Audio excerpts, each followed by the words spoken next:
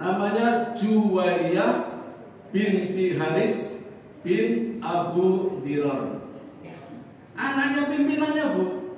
Pimpinan Bani Mustalik namanya Haris bin Abu Dirar. Ini anaknya tertawan, disandra, namanya Juwairiyah binti Haris bin Abu Dirar. Assalamualaikum warahmatullahi wabarakatuh.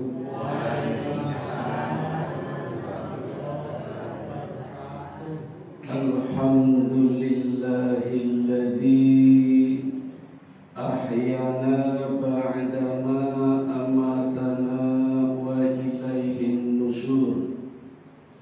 Ashhadu an la ilaha illallah wahdahu la syarika lah wa ashhadu anna Muhammadan abduhu wa rasuluhu la nabiyya ba'dah. Jamaah pengajian Ahad pagi Mushola Nurul Ummah yang dirahmati Allah, marilah kita panjatkan rasa syukur kita kehadirat Allah Subhanahu wa ta'ala yang tiada jemu-jemunya, dengan kasih sayangnya melimpahkan kepada kita berbagai kenikmatan. Khususnya di pagi hari ini kita diberikan kemenangan untuk mengalahkan setan yang keterlaluan. Sholawat teriring salam mari kita sanjungkan pula buat junjungan kita, putra Abdullah, buah hatinya Aminah, intannya Mekah, berliannya Madinah. Ya Nabi Yana, Ya Habibana Muhammad sallallahu alaihi wasallam. Bapak Ibu, karena keduanya itu kita bisa hadir di sini. Allah berikan kesempatan lagi untuk menikmati indahnya kehidupan di dunia. Dan pagi ini terasa atau tidak, kita sudah berada di bulan Sya'ban, tanggalnya 10. Saya berniat akan menyampaikan materi tentang hadisul ifki. Napa Bapak Ibu? Hadisul ifki niku napa niku? Hadisul niku omongan, berita, ifki bohong. Jadi berita bohong atau hoak atau fitnah yang melanda keluarga Nabi Muhammad sallallahu alaihi wasallam. Kata Nabi, ini bukan buruk tapi ada baiknya. Baiknya di mana? Sabar Bapak Ibu, saya akan menyampaikan dulu kisah perang Bani Mustalik. Karena hadisul ifki ini terjadi saat pulang dari perang melawan Bani Mustalik. Nah, perang melawan Bani Mustalik terjadi di bulan Sya'ban. Maka perang Bani Mustalik merupakan salah satu keistimewaan dari bulan Sya'ban. Maka kajian pagi ini saya mulai dulu dengan pengantar keistimewaan bulan Sya'ban. Mungkin waktunya cukup, kalau tidak dilanjutkan berikut. Bulan Sya'ban Bapak Ibu, bulan yang istimewa meskipun tidak termasuk dalam Ashhurul Hurum. Apa Pak? Apa itu? Bulan yang dimuliakan Allah. Allah sudah tuliskan di dalam surat At-Taubah, surat yang ke-9 ayatnya 36. Sejak Allah ciptakan langit dan bumi, tercatat di dalam Lauhil Mahfuz, Allah menetapkan dalam satu tahun ada 12 bulan. Tentunya bulan Muharram, Safar, Rabiul Awal, Rabiul Akhir, Jumadil Awal, Jumadil Akhir, Rajab, Sya'ban, Ramadan, Syawal, Dzulqa'dah, Dzulhijjah. Ini bulan Komariah. Dari kata komar artinya bulan. Bulan yang dihitung berdasarkan perputaran bulan. Tapi kalau menggunakan perputaran matahari namanya tahun Syamsiah. Bulannya juga 12. Mulai dari Yanayiru, Februari, Maris, April, Mayu, Yunia, Yulia, Agustus, September, Oktober, November, Desember. Tambahi petir, Desember petir.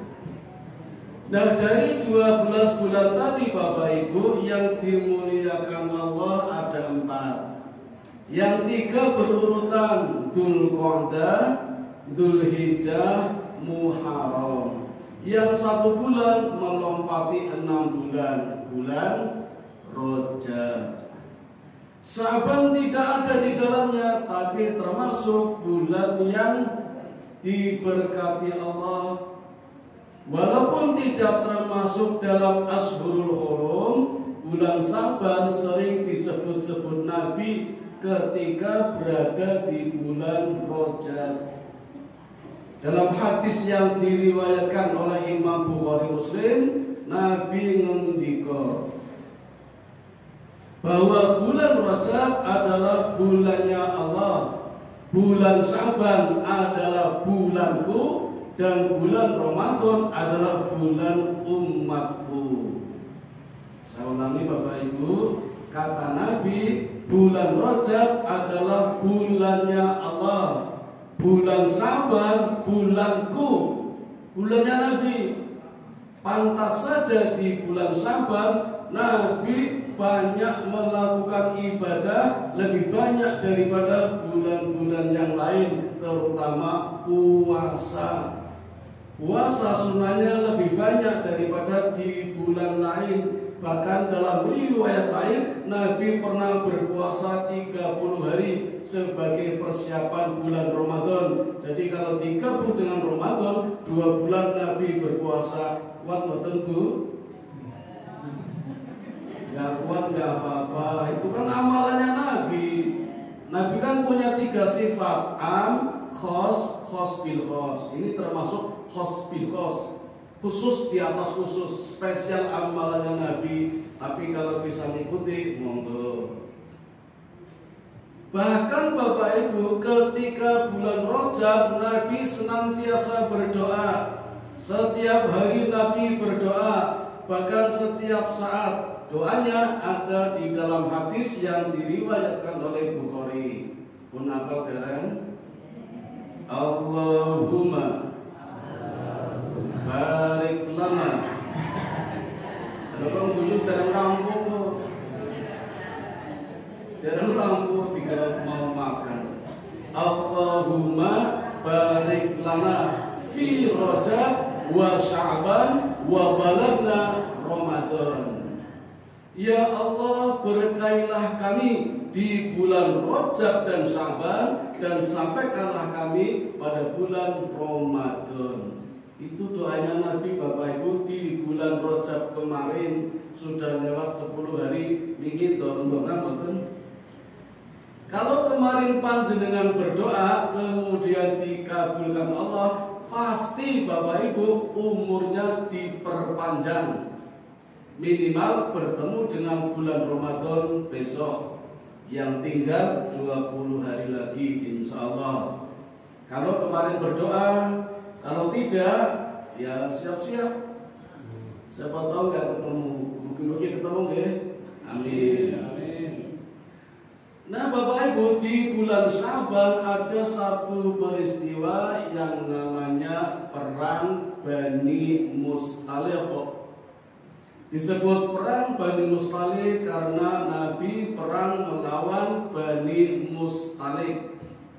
Mustaliq itu sebenarnya nama julukan, nama panggilan dari seorang tokoh masyarakat dari suku Bani Mustaliq. Nama aslinya Jazimah bin Sa'ad bin Amr bin Rabi'ah bin Haris. Apa teman-teman? Jazimah anaknya Sa'ad, Sa'ad anaknya Amr, Amr anaknya Rabi'ah, Rabi'ah anaknya Haris. Jadi turun temurun. Itu tradisi Arab begitu, Bu. Indonesia kan enggak. Saya aja tak lacak baru ketemu dua, Fakhruddin Aziz bin Muhyiddin bin Abdul Jalil. Kesananya enggak ketemu. Kalau mau ketemu harus ke pesantren Bumiayu sama pesantren Krapyak Kaliwungu. Itu ada pesantren milik orang-orang Cina. Lu keturunan Cina, Bu. Nama marganya Cenju, mutiara hitam. Wah, keren. Pun sulit dihubungkan tali silaturahminya di samping sakit sekali. Itu nama asli dari Mustaliq. Bani Mustaliq Bapak Ibu itu sebuah suku yang ada atau bagian dari suku Khuza'ah yang letaknya di antara kota Mekah dan Madinah di daerah Kudaid. Sebelum Islam datang, Bani Mustaliq sudah menjalin hubungan diplomasi dengan suku Aus dan suku Khosraj yang ada di Madinah, dan juga hubungan dagang dengan suku Quraisy. Kebiasaannya menyembah berhala di Madinah, terutama berhala Manat. Kan ada empat: Manat, Lata, Hubal, Uzza. Yang disembah yang Manat, berhala wanita, patung perempuan, namanya Manat. Maka Islam datang, jelas tidak suka, rasa seneng Pak. Sama dengan Quraisy yang dipimpin oleh Abu Jahal, nggak senang Islam datang. Bahkan Bani Mustaliq ini Bapak Ibu memobilisasi pasukan, bergabung dengan Abu Sufyan, memimpin peperangan di medan Uhud dan menang. Pasukan Nabi kalah di perang Uhud, pada fase kedua kalah. Maka berdasarkan pengalaman kemenangan di medan Uhud ini, Bani Mustaliq berani menantang Nabi. Kemarin pas perang Uhud bisa menang karena bergabung dengan Abu Sufyan, pemimpin kafir Quraisy. Masa kami nggak bisa? Maka mencoba-coba ini. Bani Mustaliq mencoba-coba menantang Nabi untuk bertempur, karena memang benci dengan Islam. Nah, baru rencana saja kabarnya sudah tersiar di Madinah. Maka Nabi curiga kalau nanti Bani Mustaliq benar-benar menyerang Madinah, ini sangat rawan bagi perkembangan Muslim di Madinah. Maka Nabi mengutus seorang sahabat bernama Buraidah bin Soib bin Aslam. Apa betul? Untuk mencari kebenaran informasi, benar-benar mau menyerang apa tidak. Begitu masuk di kubu musuh, tentu saja orang pada curiga, ada apa ini orang asing datang. Maka semua Bani Mustaliq penduduknya membatu, diam 1000 bahasa. Memang pesanan pimpinannya begitu. Pimpinan Bani Mustaliq namanya Haris bin Abu Dirar. Sinten Bu? Retangnya dia, nggak apa-apa, biar tambah pinter Bapak Ibu. Nek mau ngapalke Suroyo gampang, Sutejo gampang. Ini kira doangan ini.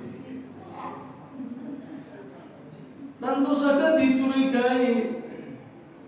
Maka Buraidah bin Soib bin Aslam ini menyamar, pura-pura mencari pekerjaan menjadi pembantunya pimpinan Bani Mustalik, dan diterima.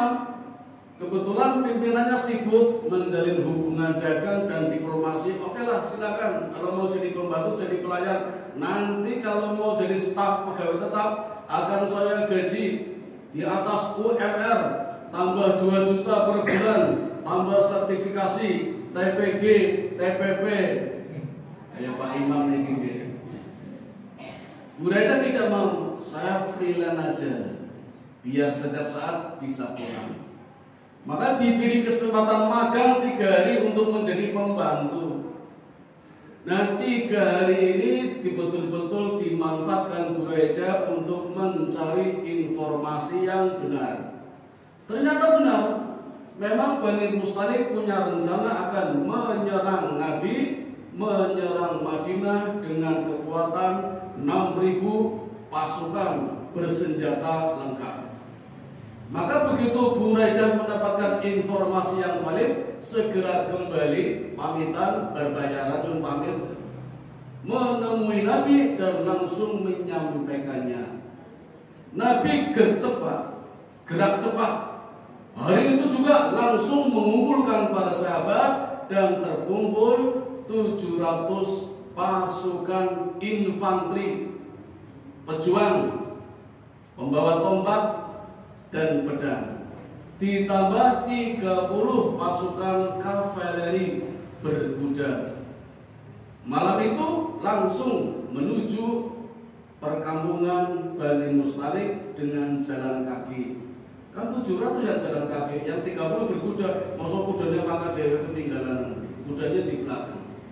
Perjalanan 3 hari Pak, laku Bu, dari Madinah menuju Bani Mustalik. Sampai di sana bertemulah dengan Bani Mustalik yang sedang santai-santai, leha-leha, do guyon, do playon, do ngobrol, do hibah, do gosip. Ada yang mengembalakan binatang. Itu di daerah Muraizi, sumber air telaga namanya Muraizi. Maka perang ini disebut juga perang Muraizi. Rasulullah langsung menyerang dengan tiba-tiba. Ini ada di dalam hadis yang diriwayatkan oleh Imam Bukhari, disampaikan oleh Abdullah bin Mubarak, diceritakan oleh Umar bin Khattab. Nabi melakukan gerak cepat, gercep, serangan mendadak. Maka walaupun hanya dengan 730 personil, Nabi langsung bisa menghancurkan, memporak-porandakan musuh yang kekuatannya 6.000 Pak. Nah, ini pelajaran buat kita Bapak Ibu. Walaupun sedikit, tapi kalau rapi, bersih, terorganisir, mampu mengalahkan organisasi besar yang tidak terorganisir secara rapi, yang santai-santai, suka bermain, tidak serius, kalah 6.000 Pak. Kalah 6.000 hanya dengan 730, Nabi mampu mengalahkannya dan berhasil menawan 200 keluarga, 2.000 onta, 5.000 kambing, dan ada 10 lelaki yang terbunuh dari Bani Mustalik. Memang hanya 10 orang dari 6.000, masih sedikit ya, tapi kan lumayan. 200 keluarga ditawan, masih dapat 2.000 onta, 5.000 kambing. Bukan jenengan baru ento iso baitul korban. Di kubu Nabi hanya 1 yang terbunuh. Itu saja tidak sengaja, karena serangannya dilakukan malam hari ketika hujan lebat. Dikiranya musuh, ternyata bolone dewi. Namanya Hisam bin Sobabah. Sinten Bu?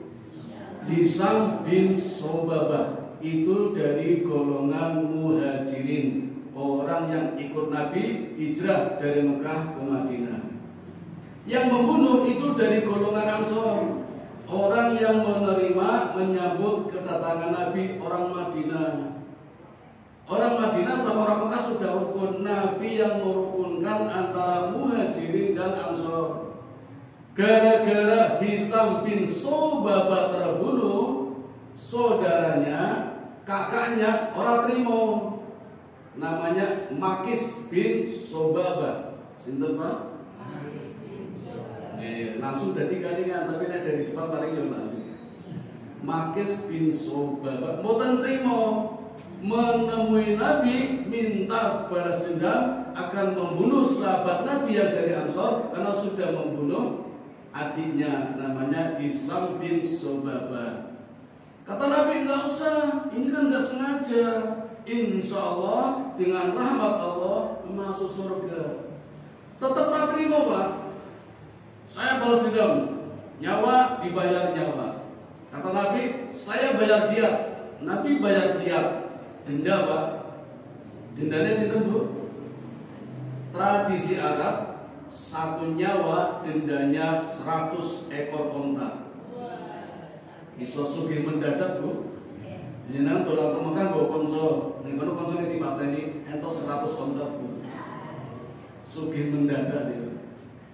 Dia diterima, tapi karena niatnya balas dendam, walaupun terima diat, ya tetap pengen membunuh. Maka kakaknya ini Makis bin Sobaba pura-pura masuk Islam, tinggal di Madinah, pura-pura ikut sholat, ikut ngaji barang, menora ketoro sambil mencari saat yang tepat. Ketika Nabi dia tidak ada, berhasil membunuh orang yang membunuh adiknya. Setelah membunuh, pulang ke Mekah, balik lagi murtad, keluar dari Islam. Nanti di kisah berikutnya Makis bin Sobabah akhirnya terbunuh ketika Fathul Mekah, pembebasan kota Mekah. Masih jauh nih, itu nanti tahun 10 Hijriah. Ini kejadian tahun 5 Hijriah, berarti 5 tahun berikutnya. Nah Bapak Ibu, yang menarik dari kisah ini diantaranya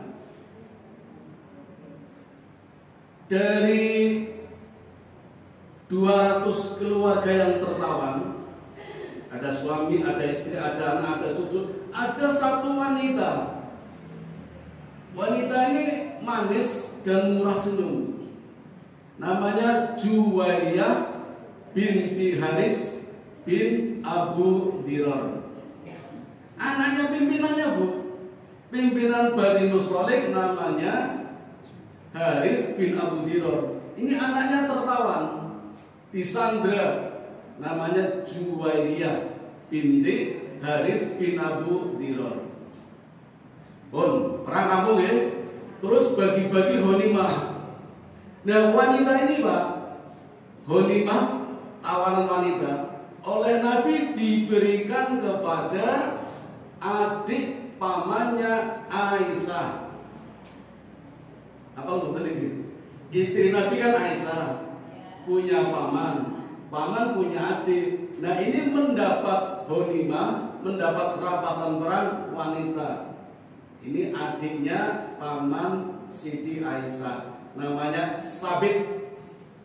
Namanya Sabit. Senang, wanitanya manis, murah senyum.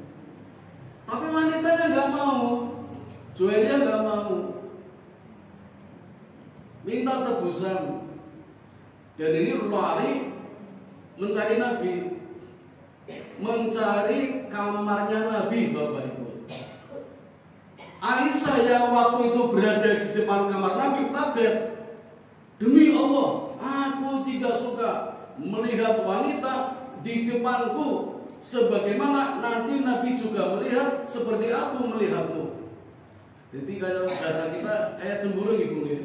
Ono wong ayu manis tiba-tiba di depan Aisyah. Belum lama Aisyah bilang begitu, wanita ini langsung masuk kamar Nabi Bu, coba. Langsung masuk kamarnya Nabi. Nabi ada di kamar itu. Aisyah lihat istrinya. Lalu bilang Juwairiyah, ya Rasulullah, beri aku jaminan. Kalau bahasa kita, saya tidak mau menjadi tebusannya Sabit. Saya maunya menjadi jaminan engkau ya Rasulullah. Jadi maunya menjadi tawanannya Nabi. Lalu Nabi bilang, ya Juwairiyah, maukah aku berikan yang lebih baik dari itu? Apa ya Rasul? Nabi menjawab, tebusan akan aku bayar dan kamu akan aku nikahi. Wah, senang banget. Memang dasarnya senang dengan Islam dan sudah tahu kalau Nabi Muhammad adalah Rasul, cuma belum pernah ketemu orangnya seperti apa. Dan Juwairiyah ini memang gak suka dengan bapaknya, kan bapaknya kafir. Maka ketika Nabi memberikan jaminan bahkan akan menikahi, senang banget. Maka malam itu juga terjadi ijab kabul. Nabi menikahi Juwairiyah di depan Aisyah. Coba Bapak Ibu, nek jenengan pripun? Mencak-mencak ya. Dalam berbagai hadis yang diriwayatkan oleh Aisyah sendiri, Aisyah menceritakan tidak ada rasa marah sedikit pun dan tidak cemburu. Aisyah malah senang. Coba Bapak Ibu. Ya Pak Imam, kalau jenengan malah senang nih. Ini berarti Aisyah keimanannya tingkat tinggi, Bu. Kan lagi muda-mudanya, belia-belianya 17 tahun, lagi fresh grass, Nabi menikahi wanita lain namanya Juwairiyah. Bahkan Aisyah mengatakan ini keberkahan yang sangat tinggi. Kata Aisyah, tidak ada wanita yang banyak mendatangkan berkah selain Juwairiyah daripada aku. Coba, Aisyah nanti ngalam-ngalam Juwairiyah. Nanti ngalam-ngalam Juwairiyah, berkat Juwairiyah mendatangkan berkah besar. Berkahnya apa Bapak Ibu? 200 keluarga yang ditawan dibebaskan. Coba kalau dibebaskan kan jadi budak. Dan kalau jadi budak boleh dikawini, bukan zina. Zaman dulu kan masih ada perbudakan, jadi boleh dikawini, walaupun gak dinikahi boleh dulu itu. Tapi itu dibebaskan oleh Nabi berkat Juwairiyah. Bahkan lebih dari itu Pak, Bani Mustalik semuanya masuk Islam. Wah, keren toh. Berkat Juwairiyah, anaknya pimpinannya yang tertawan dijamin Nabi dinikahi. Inilah keberkahan yang besar, kata Aisyah. Ini kisah yang menarik. Bahkan setiap hari setelah perang ya, berdua rukun sering ngobrol. Jadi seperti Aisyah sebagai istri senior memberikan pelajaran kepada madunya. Ini loh cara melayani Nabi, caranya gini, caranya gini. Diajari kata nggak Bu? Jadi rukun berdua, orang padu, orang brand. Coba kalau tempat kita Bu, orang mau itu. Kisah yang menarik lain Bapak Ibu, ketika masih bagi-bagi ghanimah ya, tadi kan baru bagi yang wanita, sekarang bagi hartanya. Ada seorang tokoh munafik yang ternyata ikut dalam peperangan. Jumlahnya 30 personil, pimpinannya namanya Abdullah bin Ubay bin Salul. Sinten Pak? Mboten usah kaget, tokoh munafik namanya Abdullah bin Ubay bin Salul. Di kota saya Bu, pimpinan dewan gereja namanya Imam Tauhid.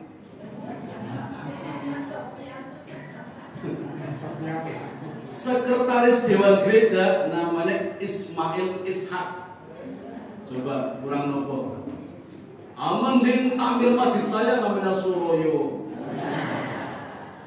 Muslim alim, ini dewan gereja Ismail Ishak, langsung dua nabi dipakai semua.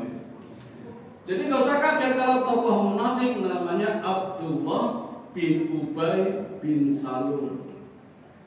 Orang ini Bu, dulu sebelum Nabi datang, orang terhormat, ingin menjadi pimpinan tokoh masyarakat, ingin menyatukan dua suku yang